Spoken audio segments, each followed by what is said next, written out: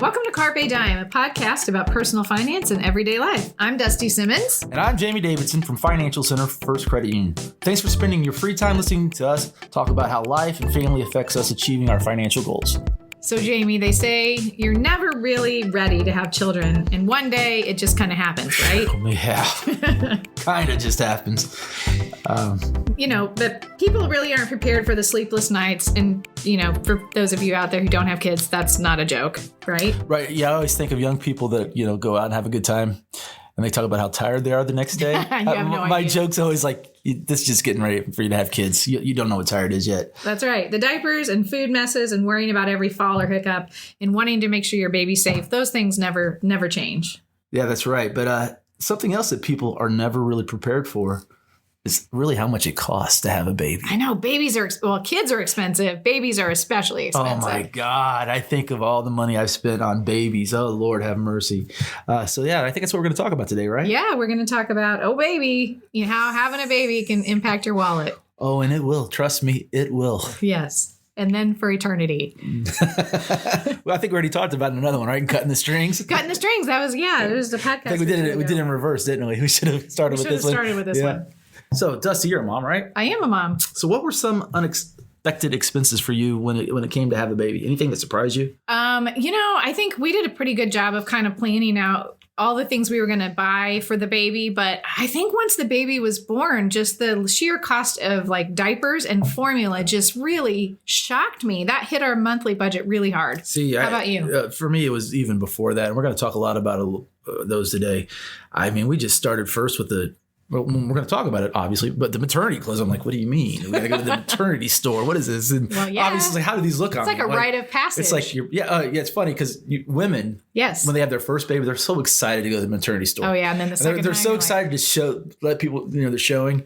Yeah. Second time, third time, they're like exact opposite. They try to make it not, as long as they can without maternity clothes. So maternity clothes, that was it for you. Well, that wasn't it, but that was it. That was the first one. And then all of a sudden we've got to create this whole new room with all this. Oh my God. So yeah, we're going to talk about all those things today. I tell you what, young people out there and old people out there, if you haven't had a baby yet and you're thinking about it, this podcast was for you. It's for you. It's a great thing, but kids are expensive. This season, Instacart has your back to school. As in, they've got your back to school lunch favorites, like snack packs and fresh fruit. And they've got your back to school supplies, like backpacks, binders, and pencils. And they've got your back when your kid casually tells you they have a huge school project due tomorrow. Let's face it, we were all that kid. So first call your parents to say I'm sorry, and then download the Instacart app to get delivery in as fast as 30 minutes all school year long. Get a $0 delivery fee for your first 3 orders while supplies last. Minimum $10 per order. Additional terms apply. Okay, it's time to commit. 2024 is the year for prioritizing yourself. Begin your new smile journey with Byte, and you could start seeing results in just 2 to 3 weeks. Just order your at-home impression kit today for only $14.95 at Byte.com. Byte clear liners are doctor-directed and delivered to your door. Treatment costs thousands less than braces, plus they offer financing options, accept eligible insurance, and you could pay with your HSA, FSA. Get 80% off your impression kit when you use code WONDERY at Byte.com. That's BYTE.com. Start your confidence journey today with Byte. All right, so we're just talking today about the cost of babies, not the cost of children. But so we're going to look at the facts here when it comes to just having a baby. So facts are good. Facts are always good. According to thebump.com, you spend about $8,300 just for baby gear in the first year alone. It's a lot of money. And I think that's a lot of scotch and cigars, man. Yeah. I tell you, if I was spending on, that'd be a good year. Exactly. What else we got from a stats standpoint? Thebump.com also says that the 1 year of childcare, its average cost is about $9,000. Wow. That's a lot. That's more than maybe your mortgage payment is for the year. That's just $17,000. We just added up right there for that. So you got $17,000 sitting around somewhere? Yeah. Just waiting to be spent? Yeah. When you're ready to have a baby, you better have it ready. So today we're keeping it real, and we're going to talk about 5 things to prepare you financially before you have the baby. Yeah, that's very important. It's and really, children are wonderful. I have 3. You have 2. And I wouldn't do anything different. Obviously, I have all 3 of them. I love them dearly.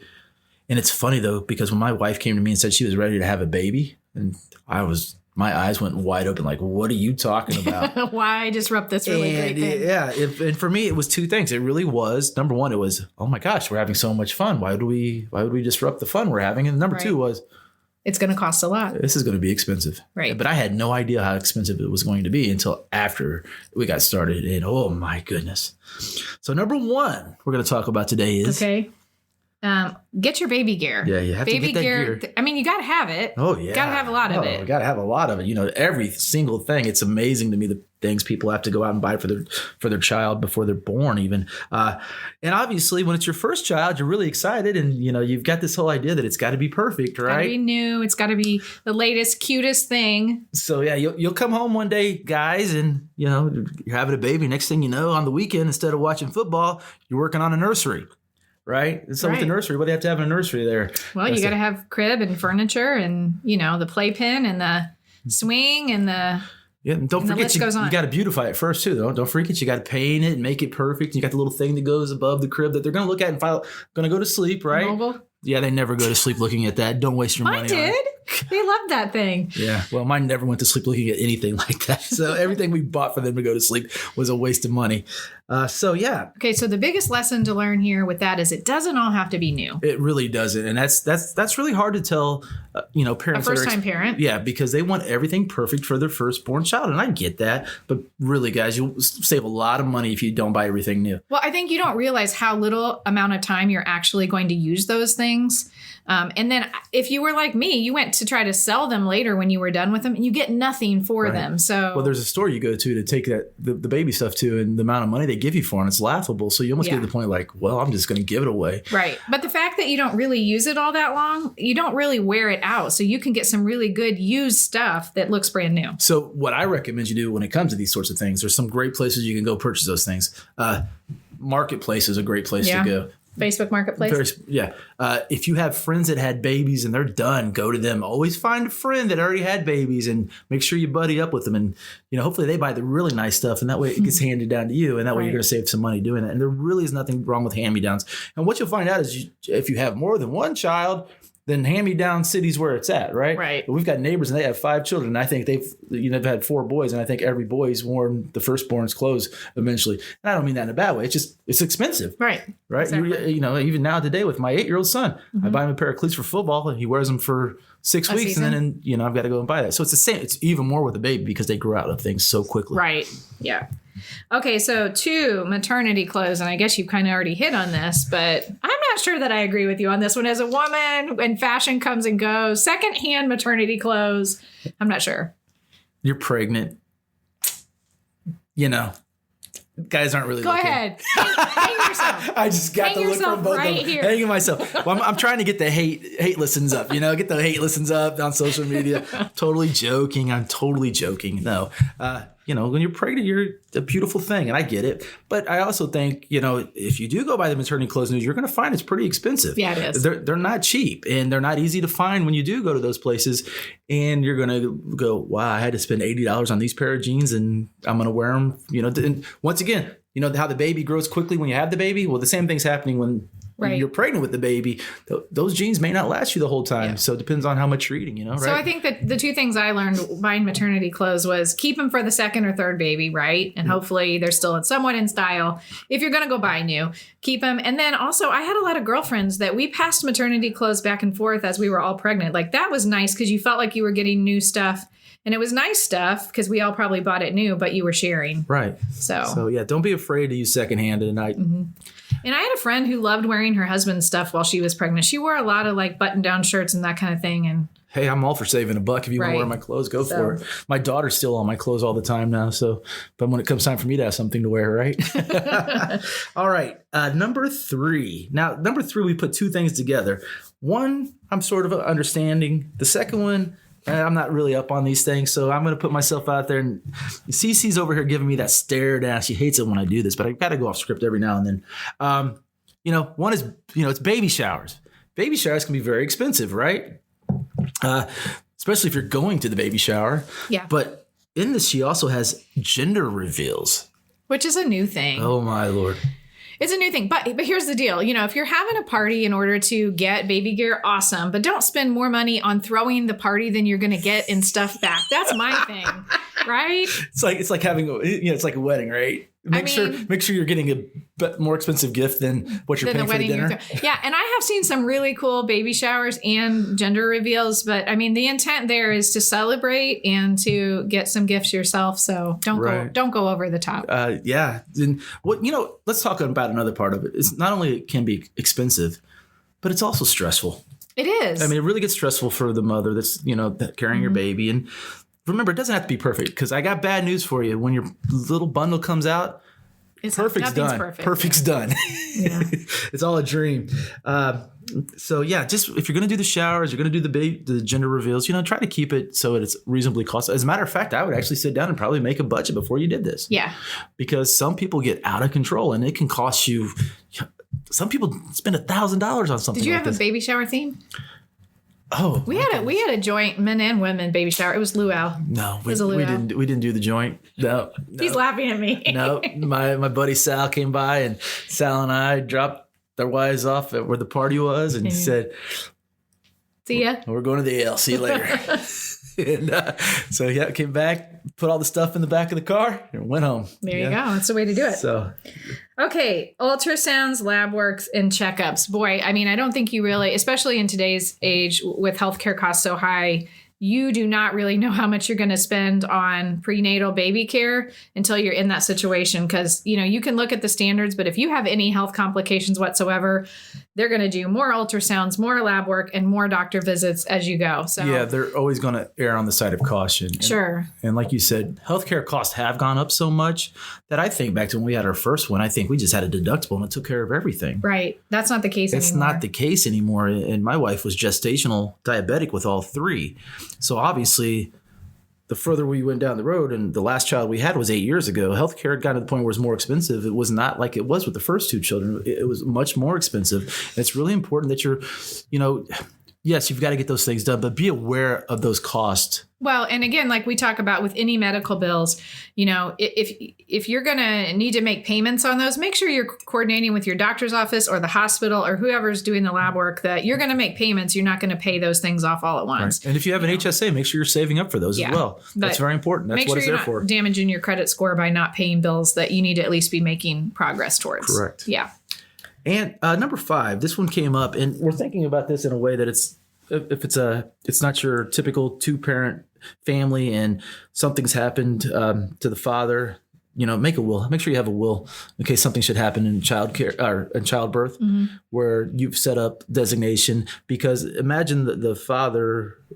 This podcast is brought to you by eHarmony, the dating app to find someone you can be yourself with. Why doesn't eHarmony allow copy and paste in first messages? Because you are unique, and your conversations should reflect that. eHarmony wants you to find someone who will get you. How are you going to know who gets you if people send you the same generic conversation starters they message everyone else? Conversations that actually help you get to know each other. Imagine that. Get who gets you on eHarmony. Sign up today. If you're a new parent, a bad day means you either ran out of coffee, diapers, patience, or all of the above. Stocking up on cold brew and deep breaths are all you. Hello Bello's got your baby's butt covered. Because Hello Bello believes all families deserve premium, affordable baby products. With their ultra-convenient diaper bundle subscription service that includes 7 packs of diapers and 4 packs of plant-based wipes, you'll never run out of supplies. Better yet, they're delivered to your door. Set, change, and cancel your delivery schedule whenever you want. If you're a parent, your to-do list is longer than all your baby's wake windows combined. Let Hello Bello take care of diaper runs until you're done potty training. It was named Best Diaper Subscription by New York Magazine and winner of the 2022 Good Housekeeping Parenting Award for a reason. Go to hellobello.com/Wondery to get 30% off your first customized bundle and a full-size freebie product of your choice. That's hellobello.com/Wondery to start bundling with 30% off your first order. Don't forget, that's hellobello.com/Wondery.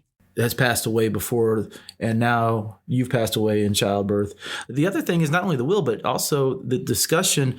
If you are in a relationship and it gets to the point where it's either you or the child, And the father has to make that decision. That's not an easy decision to make, especially when you have to share that decision with her parents, what you're going to do. Mm-hmm. So make sure you're having that discussion. It's a morbid discussion, but it's certainly something you should have before the baby comes, right? Right. And 99.9% of us, it's not going to affect us. But it's just something to discuss. It really is important. And I'm really glad that Courtney put this one on the list because I wouldn't have thought about that, but we've seen it happen before. And those types of things are costly if they get sent to court, but think about how costly they are as far as the relationships are concerned. Right. So make sure you're having that discussion and you're doing those things because it's not always about money, especially when it comes to your children and your spouse. It's not always about the money. It's about doing the right thing for everybody to get along. And, we talked about the cost of a will. It's not really that expensive it's some time that you're going to have to spend talking through and these things, but it's, probably $500 or less to get a basic will done. Yeah. So take the time to do it. If not before the baby, after the baby. Right. I confess, I'm one of those parents who, my kids are 14 and 10 and I don't have a will. So that's shame on me, right? Shame. So Dusty, to summarize, we had 5 points, right? Number 1 is? Yep. 5 things you should do financially before you have the baby. And that's get your baby gear, but at a reasonable cost. Get your maternity clothes, but at a reasonable cost. Think about what you're going to spend on your baby shower and gender reveal. Make sure you're budgeting for your healthcare costs and make a will. So now the baby's born, your bundle of joy is here, and you've now gone a couple of weeks without any sleep. And I laugh every time I see newborn parents and they look like they've been ran through the ringer. And I'm just going, because you know what? I could have told them, but they wouldn't have listened. Right. So that's just how it worked. So we came up with 7 things to prepare for now that you have the children and the cost, right? And we're just talking the first year of the child. We're not talking we're not talking the next 18 or 21 or 23 years, or those of you that haven't cut the cord at 33. We're talking about that year one. Here's so the this cost. is the ones. Okay. So number 1 we're going to talk about is, Dusty, baby delivery costs. Delivery costs, yes. And this is really hard to estimate because it could be all over the board. Right. Because if you have complications, right? Well, at-home birth going to cost differently with a midwife than it is to go to the hospital with your doctor. Yeah, and we don't like to go and ask for those prices, but they do have those out there. Now, I will tell you this with us.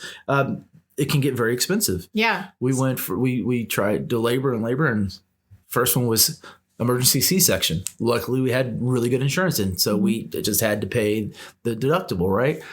By the third time, once again, another C-section, but Finn ended up in the NICU for 10 days. So the cost for that is astronomical. If we had paid the amount, luckily the insurance picked up the majority of it, but our cost from the first child to the third child that we had to cover went up. Yeah. So, on average, a regular delivery, that's assuming no complications, $12,000. This is in the state of Indiana.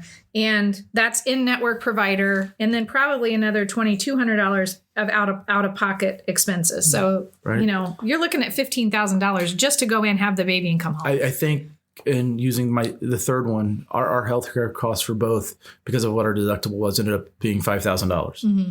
So we hit deductible, very early on, but that's still $5,000. Mm-hmm. It's a lot of money. Now, the one thing that our employer provides is hospital indemnity insurance. And so it's kind of a good way, if you're having a baby in the next year, buy that insurance policy. And that gives you like $1,000 a day or whatever the policy is. Ours is, I think, $1,000 a day for so many days.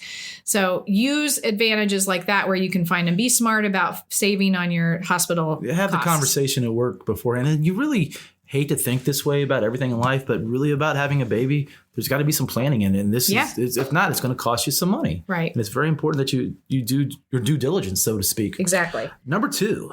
Who's working and who isn't working? Yeah, it really comes down to who has the best maternity/paternity leave. There's a lot of companies out there now that are doing a really good job of actually paying for whichever partner works for that company. So make sure you look into that. Don't just assume that mom's going to stay home and dad's going to go back to work, because that's not always the case for everybody. It's who gets the best maternity leave. Obviously, there's FMLA out there. So if you're planning on having a baby, start saving those sick days for when it's time to stay home, because somebody will need to stay home at least for the first, usually 6 weeks. Right. Yep.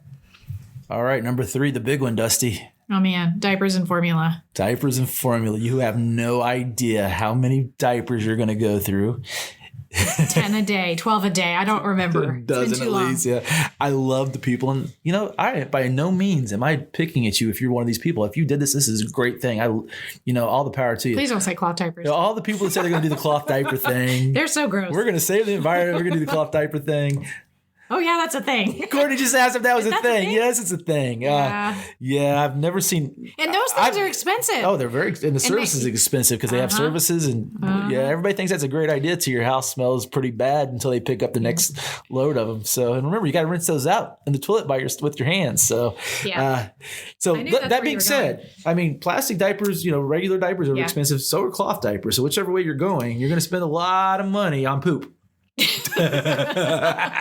You're right. You never thought of it that way, but you're going to spend a lot of money cleaning up the poop. And I will say diapers is one thing where I never cut costs because I never we always use and I'm going to plug them, Pampers Swaddlers, because they were great and they were the more expensive diapers, but you got to find what works for you. And hopefully you can find a less expensive one that your kid doesn't poop out the back of, but she said it too. Crap happens. So, it's funny that you say that though, because in all honesty, we realized because we have 2 girls and a boy that some diapers were better with girls than boys. Really? And we used the same ones for the girls and those didn't work with the boys. So we had to switch brands. Gotcha. But it's, you think, oh, well, we can, we'll buy the generic. And if they work for you, that's a great idea. But sometimes it doesn't work. And trust me, when you're cleaning up plenty of messes outside the diaper, you go, I'll spend the extra money on the brand names. Yeah. And now, the other one is everybody says, hey, I'm going to nurse. We're going to nurse. Well, sometimes that works out really well. Sometimes it doesn't. Right. We had one daughter that, couldn't do that. Yeah, right. because she had an allergy, so we had to get soy formula. Mm-hmm. So not only did we have to get formula, but we had to get soy formula, which is more expensive. Now, what I learned was going to the big box stores, Sam's Club, Costco, whatever, those were the best places to get the best value for both diapers and formula. And we would go and drop a couple $100, but they have rewards and, so find the best thing that works for you. But what did we look at? The average cost of diapers and formula is how much a month? Combined a year. Right under $3,000. That's a lot of money. $2,800. Wow. So you're looking at about $1,000 on diapers and about $1,800 on formula. That's crazy. So think about that. You got to put that into your little budget right there. Make sure that's a lot of dining out and a lot of Starbucks you might have to skip out on, right? Sure is. Number 4 is childcare costs. This was another shocker, I think, when we were pregnant, going, how much is it going to cost? Because we're 2 working parents to send this kid to daycare, not college. You're going to send them to college when they're born? I've met your kids are pretty smart, but I don't know if you're going to send them to college their first year they're born. But I think, the average cost is about $9,000 a year, which is a lot. But here's the thing to consider. There are lots of options when it comes to daycare. And it's something that you should have the conversation about because you might have a family member who could watch them and save you some money. Shout out to my mother-in-law. She helped watch all 3 of mine. My mom, same thing. She's a saint for doing it. Yeah. You can find an in-home provider, which is probably going to be less expensive than going to a business that offers childcare. In the first year, childcare is the most expensive because they're the most needy. I think we went to a business the first year, and I say we probably dropped $1,000 a month in childcare, which was ridiculous. It was more than our mortgage. Right. Well, it's for us. My wife actually went down to part-time. Mm-hmm, there you go. And now there's that option. Part-time I was a teacher, so basically during the summers I was home, which helped out with the cost. And like I said, my mother-in-law actually helped and contributed a lot, which, the really great thing about that is though, the kids have a really good relationship with their grandmother and their grandfather because of that. And I think a lot of times we're scared to ask that question, but remember this too. If you do have your parents help you, remember they're helping you. It's not something they have to do. So, hey, if you're a grandparent, you don't want to watch your grandkids, you say, nope, I'm not doing it. Say they can come over for, one night a week and I'll get them all hopped up on candy, but they're not staying all week. Right. All right. Number 5, life insurance. Now, life insurance. Tell me what you mean by life insurance. Is this life insurance for us or the kids? Well, hopefully you already have life insurance for you. Well, but you up it when your kids are born. Exactly. So it's actually both, really. When you talk about life insurance, though, let's focus first on the child. Okay. Once we have a child, we want to get a life insurance policy on them. The younger, the better. The younger, the better. Because it's cheaper. It's cheaper that way, yes. Mm-hmm. And you're not buying a life insurance policy on your child because you want to collect on it. Right. God forbid, nobody wants to have that happen in their life. Nobody wants their child to pass before them. But what we do know is this. In the state of Indiana, especially, the cost of having a funeral is very expensive. Imagine losing your child, going through that grief, and then having to find the money to pay for that funeral. We're talking the funeral costs are over $10,000 on average in the state of Indiana alone. So you want to have that there just for peace of mind. Right. Now, what I did, mine's 20, 18, and 8. I bought them whole life policies. They cost me like $13 a month. They're getting cash value out of that. They have the annuity piece to it. They have the annuity piece. It's not a lot of money. Yep. But, when they're in their 23 or 24, I'll just hand it to them and they can do what they want with it. If they want the cash, they can, or they can keep paying the $12 a month. My dad did that for me. And so now I have a $50,000 whole life that, has a cash value, but I just continued it because at that price, you can't get insurance that cheap. And so as a parent, you're doing it for your peace of mind. You're not doing it because, but there are many out there that don't. And then that does happen. And it's a very expensive, and you've got to remember, you're going through a lot of, the grief period that you're going through, and then you've got to find the money to pay for this. It can't help. The second part, like you said, was as parents. Yeah, changing your life insurance policies on yourself because of your kids. Right. Yeah. When we've talked about life insurance in the past, remember, it's one of those things. It's all about, it depends where you are. When I'm single, I just needed a small policy to pay for my burial, right? Right. So I wouldn't be a burden. Once I got married, I needed a little bit more to help, my spouse or I, the house or the car or whatever when you die. And now you've got children that will be around being cared for the next 18 years at the minimum. That's a lot. That's a huge income to make up for depending on when you would pass away. So yes, you always need to make sure you're upping your life insurance. So you want to up it when you go from 1 kid to 2 kids to 3 kids. And not only that, but as you're earning more money, more income. Yeah. Well, and the thing with life insurance that I've learned too, and talking with an agent, is they're always going to sell you as much as you want, right? So you got to really look at what's the most coverage I can get for the budget that I can afford, and you need to stay at that level. I mean, I hate to say it, but we don't all have unlimited insurance salesmen income. Would never do that. Oh, really? Never. They're looking out for the welfare of your children. Of course they are. And the more money you can leave your children, the better. That's all got a cost to it. So you got to work it into the budget. Got a lot of friends in insurance. Just joking, guys. Number 6. You need to put your kid on your healthcare plan. Yeah. So you're going to go from, individual and spouse to family, right? Mm-hmm. And that's a big jump. It's a jump, right? It's a jump from single to... Because they don't care whether you have 1 kid married, or 4 kids. Yeah. And that's what's really important, because a lot of times, and I can tell you in our household, my wife has her health insurance policy, I have mine, and then we decided which one the children were going to be on based on which coverage was better and which was more cost effective. Yep. So my wife actually carries the children on her health care, and I am single on mine at our employer. Yeah. So you make sure you look at those little things, because that can make a huge difference. When you're young, when they talk about, we've got these benefits, really, the older you get and the more children and things you're doing, those benefits do play a huge part in your decision that you made with that employer, hopefully. And number 7, think about starting a 529 plan. I made the joke about, my kids are going to go to college, but I mean, college is a cost that in 18 years, your kids are going to realize. Yep. So, I mean, you can make a 529, you can go online, right? Right. In the state of Indiana, it's collegechoicedirect.com, where you can set up your own 529 plan. Right. And just start putting in a little bit at a time, and you're going to see that it's going to grow and it's going to be there for when they do go to college. And, I made that mistake. We didn't do it with the oldest. Yeah. And, compound interest, time is on your side. That's right. So the earlier you can start putting away a little bit, the better off you're going to be when they turn 18. So let's recap our 7 reasons. Number 1, the baby delivery cost, all of that prenatal care before and birth. Mm-hmm. Number 2, who's working and who's staying home. Number 3, diapers and formula. Yeah, the big one there, the big expensive one. Number 4, childcare costs. Number 5 is, I believe, was in a life insurance. Mm-hmm. Number 6, related to that, health insurance and getting your kid on your plan. And last but not least is make sure you're making that 529 plan. Yeah. Now, we were discussing this a little bit earlier about, we're talking about these when it comes to your child. And Dusty wanted to talk a little bit more about. Yeah, I mean, not traditional families are great, but that's not where we all are in our lives right now. So there's a lot of single mothers out there having kids without dads in the picture. So Jamie, what's your best advice if you're doing this on your own, or you're doing this with someone who's maybe not married to you? I think you still have to have the discussion with whoever is in your life. And if the person who is the father you have to have that discussion with them too, because you don't know what their thoughts are, and you need to make those decisions together if you can. So it's really a tough one, because what we see a lot of times is single mothers end up bearing the burden of all these costs. Right. And I think this is a discussion that you need to have, at the beginning of the pregnancy and throughout. Well, and honestly, if you're not married, there are some legal obligations that the father has. If that's something you can't come to an agreement on just on your own, you can take legal action. So. Yeah, there's a lot of single mothers that are in poverty because this discussion doesn't take place. Right. And don't be afraid to have the discussion.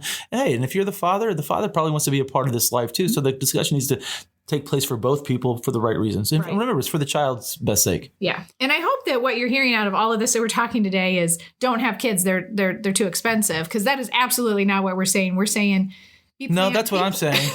I'm saying don't have kids. They're too expensive. And after year one, they just get more expensive. But no, I mean, kids are wonderful. You just have to budget for them just like you do any other major life event. Right. Exactly. And you're going to have to decide in the budget what's going to stay and what's going to go. And once you have the children, there's other things to consider. Yeah. It used to be, hey, we're going to go out. We're going to go on vacation together. We're going to, how many times we go out to dinner a week is going to be, that budget's going to have to change. Either that, you're going to have more income coming in. Right. Which what we really see people making the bad decision is they don't change their behaviors. Yeah. And they start living on their credit cards. Oh, yeah. So this discussion really needs to take place to keep that happy life, right?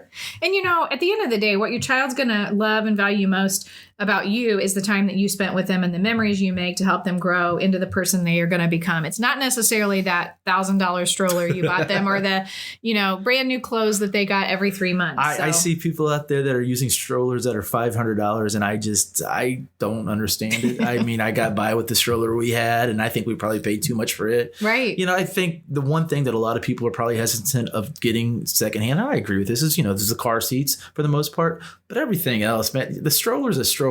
If you're a marathon runner and you need the jogging one because you're going to go out and be a marathon runner, then go for it. But I'm going to tell you, we weren't marathon runners, and the one we got was just fine. Just fine. Yeah. So Jamie, for those out there who are going, man, I am getting ready to have a baby, or we're wanting to have a baby, and I need help because I don't know what to do financially. What can people do? First thing you need to do is go out and really appreciate that sleep you're having right now. Exactly. Take advantage of those naps, because those naps take your naps now, because they're few and far between. But also remember this: if you need help budgeting for that little one and you don't really know what to do, you need help with your finances, come see us. Visit fcfcu.com/financial education and set up a free consultation. We'll sit down and try to help you as best we can with the budget, or maybe sit down and do a 529, whatever you need. There you go. Carpe Dime. It's presented by Financial Center First Credit Union. It's produced by The Beatboxing, Jamie Davidson, Dusty Simmons, and Courtney Cooper. Financial Center is a 6-time national award winner in the category of adult financial literacy, and our goal is to help you improve your financial lives. Yes. To learn more, visit fcfcu.com. And if you like what you hear, subscribe from Google, iTunes, SoundCloud, on Spotify, and now on the All Indiana Podcast Network. Thanks for listening, everyone. Yep. Have a great day.